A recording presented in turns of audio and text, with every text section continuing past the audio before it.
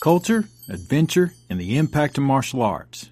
That's what we study here at Kung Fu Podcasts. I'm your host, T.W. Smith, and I appreciate you including us as part of your day. How does meditation fit into martial arts? 10 reasons that meditation is essential.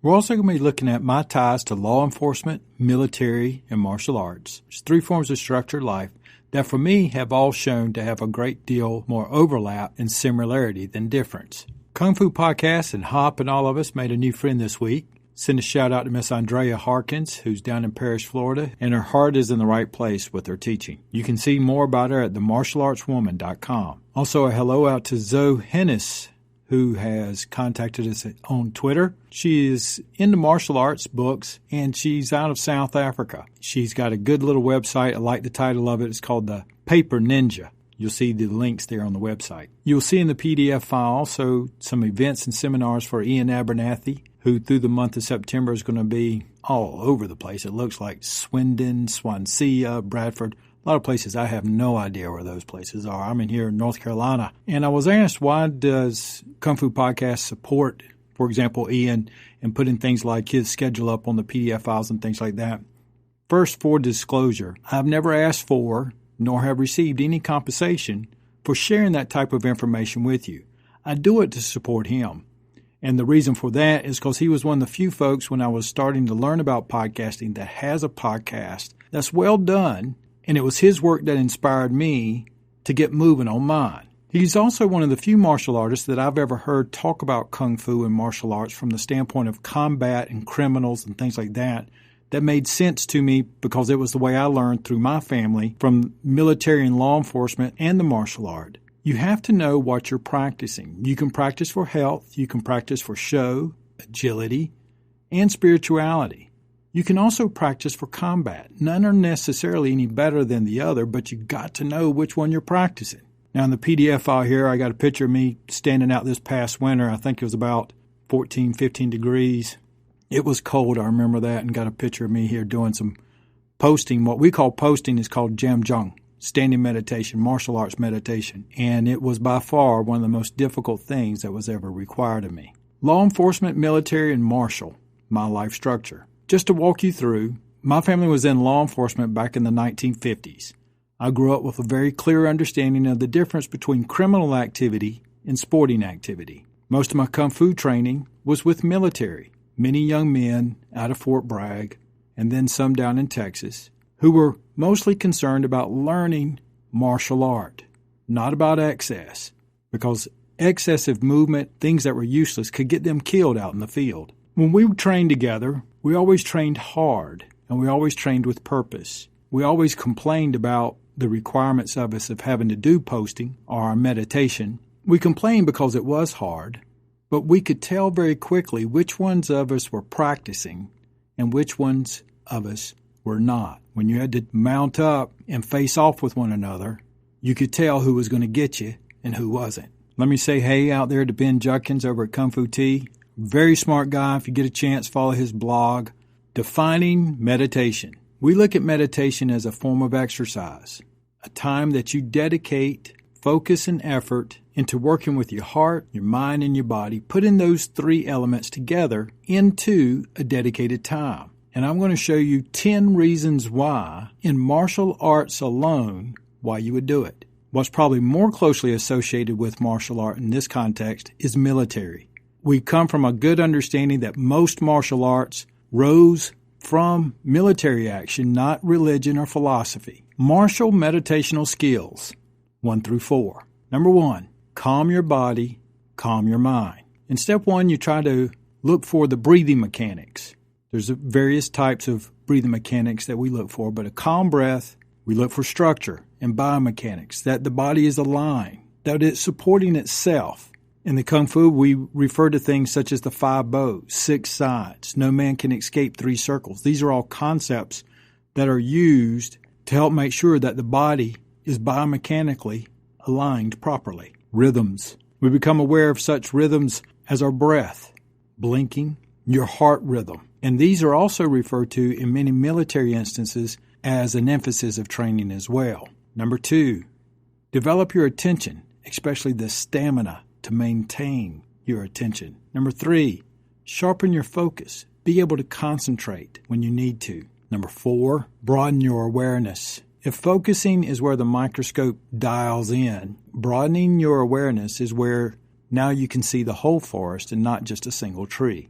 Got a great picture here of the feared Mongolian archer. I read some statistics where in the Cold War, before there was gunpowder and other forms of weaponry, that the archers were responsible for over 70%, most of the deaths in war, because of their skills. The Mongolian archers put an emphasis on mind calmness, body rhythms, as part of their ancient military practice, and that continues today, not for all personnel, but for specific types of personnel. I would like to ask Ben and some of our fellow historians who support Kung Fu Podcast to dig into that a little bit. Ancient archers, modern snipers, relied on stealth, accuracy, and many very similar skills in taking aim. On the website in the PDF file, you'll find our link to the awesome Mongolian battle bow.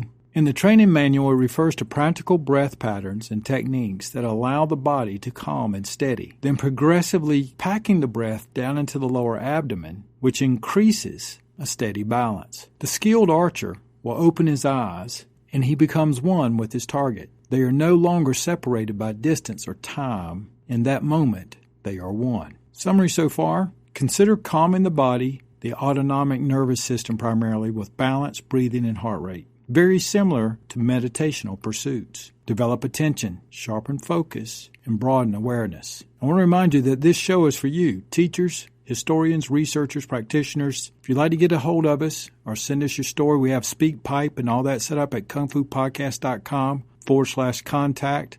You can send me a voicemail right through there that I can play on the show, or send me an email. I'd like to hear from you. Kung Fu means time and effort. We put time and effort in promoting martial arts for health, show, and combat. Meditational skills 5 through 7. Number 5, visualize strategy. Improve your confidence that you will figure out what you need to do.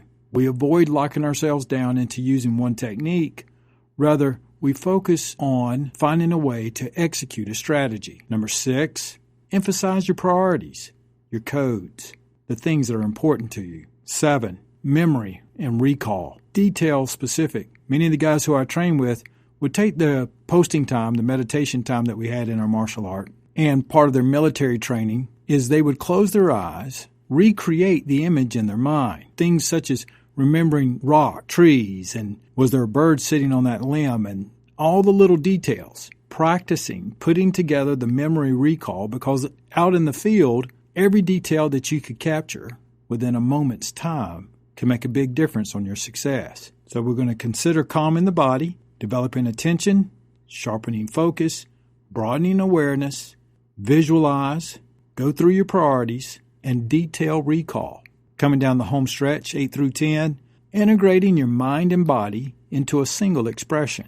In internal Kung Fu, we use the term expression because one expression can turn into many techniques. Learn to move slowly and for extended amount of time. Number 9, calm the body with the body intent. At this level, now you're looking for even greater influence over the autonomic nervous system. Concepts such as coping. Coping is different than relaxation. In health meditation, we focus on relaxing. In coping, you're not going to relax because you're not going to be getting out of this situation for some time. So learning to deal or learning to manage yourself and your body rhythms while your body is in intense situations is extremely important. A calm mind, even when the body is intense. Reducing the amount of blinking. Your eyes are part of your autonomic nervous system, and the more they blink when your body is intense, the more chance you have of missing your target or getting hit when your eyes reopen. We have certain exercises we go through. And number 10 in our martial meditation is to consider death. Death is not something that any of us are going to dodge. You got to make sure that your heart is squared away in order to do your best. I got a great picture here of the modern-day sniper laying there in the woods. For most folks, I'll guarantee it will take just a little bit of looking before you actually see him. 6 practical skills from military and martial arts that are attained through your martial meditation. I like pragmatic posting or pragmatic Chemjong, Xingyi, Yituan, that focuses on power, flexibility, balance. Coping, stay calm while your body is under fire and stress. Learning not to move. You don't always have to react. Sometimes the best response is to stay motionless. Moving very slowly. The modern-day sniper is renowned for his ability to cover distances in a very slow motion. Breathing, blinking, and your ability to be focused or aware. Those are all 6 or 7 practical skills that you develop from martial meditation, but you also look at in regular meditation, just sometimes under a different context, being quiet, being still, learning to relax. But when you jack it up to martial meditation, it's a whole nother level of expectation. So here are the 10. Consider calming the body through the autonomic nervous system. Develop attention. Sharpen your focus. Number 4, broaden your awareness. Number 5, visualization. See strategies, not just one technique. Number 6, priorities. Make sure you go through your system. What are you supposed to do? How are you supposed to do it? Memory, detailed recall. 8, an active calmness. Be able to move patiently, quietly, timely. Number 9, calm your mind while the body is intense, getting more control over that autonomic nervous system. Number 10, consider death. Is your heart squared away? Kung Fu Podcast position is that meditation, being defined as time dedicated to train your heart, your mind, and your body together, is a very important component of martial arts. You can use meditation also for your health, sport, and your spirit as well, just like you can other forms of practice. Since martial arts was apparently born from the military and not from religion or philosophy, many of the military skills that are used today are the same ones that were used in ancient time. All the links will be in the PDF file that will be at the White Bamboo store, and the link for that and all will be on the webpage. In the future, you'll be hearing from Mr. Rory Miller. He and I have exchanged a couple of emails. He's out of the country. I read a couple of his articles, and I know that he has a background both in law enforcement, corrections, and military, so I'm looking forward to more conversations with him. Here at Kung Fu Podcast, we enjoy creating the content that supports martial artists. If you would like to contribute to the development of the content that we put together here, you can go to Kung Fu Podcast /contribute, and every dollar that comes in is appreciated greatly.